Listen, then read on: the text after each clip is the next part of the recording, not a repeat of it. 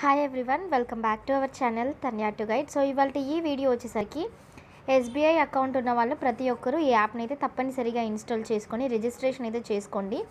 దీని ద్వారా మీకు మీ మొబైల్లో మీ మొబైల్లోకి మెసేజ్ ద్వారా మీ అకౌంట్లో ఎంత ఉన్నాయి అనేది చూసుకోవచ్చు. And at the same time ఒకవేళ మీ దగ్గర మీరు బ్యాంకుకి వెళ్ళే ఫెసిలిటీ అవైలబుల్గా లేని టైంలో అసలు అకౌంట్లో ఎన్ని ఉన్నాయి అనేది తెలుసుకోవాలనుకున్నప్పుడు కూడా ఇది చాలా బాగా హెల్ప్ అయితే అవుతుంది.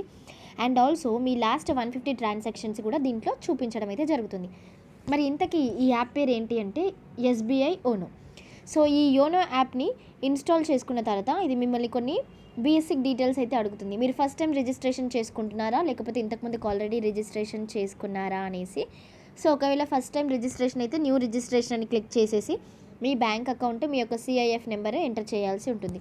ఈ సిఐఎఫ్ నెంబర్ ఎలా తెలుసుకోవాలంటే మీ యొక్క బ్యాంక్ పాస్బుక్ ఉంటుంది కదా, ఆ పాస్బుక్ పైన చూస్తే మీకు కనిపిస్తుంది.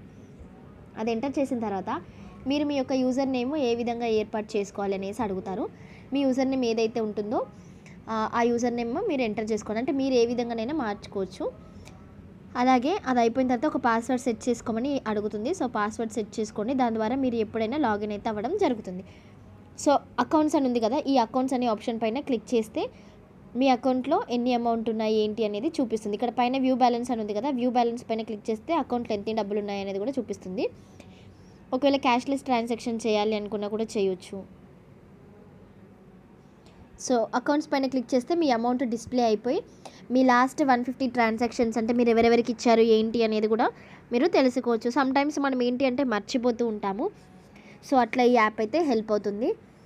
అండ్ ఇది కాకుండా ఇంకొక యాప్ కూడా ఉంటుంది, దాని పేరు ఎస్బీఐ క్విక్. కానీ దాంట్లో మీకు కంపల్సరీగా మీ దగ్గర ఎస్ఎంఎస్ బ్యాలెన్స్ ఉంటేనే మీరు చెక్ చేసుకోవచ్చు. కానీ దీంట్లో అయితే మీ దగ్గర ఎటువంటి ఎస్ఎంఎస్ బ్యాలెన్స్ అవసరం లేదు, జస్ట్ ఇంటర్నెట్ ఉంటే సరిపోతుంది. ఇవాళ రేపు అందరి దగ్గర ఇంటర్నెట్ ఉంటుంది కాబట్టి ఇదైతే బెస్ట్ ఆప్షన్ అని నేను చెప్తాను. ఇంతకు నేను ఎక్స్ప్లెయిన్ చేసింది మీకు ఏ విధంగా అనిపించింది, ఇది మీకు ఉపయోగపడుతుందా లేదా అనేది కింద కామెంట్స్ ద్వారా తెలపండి. Thank you.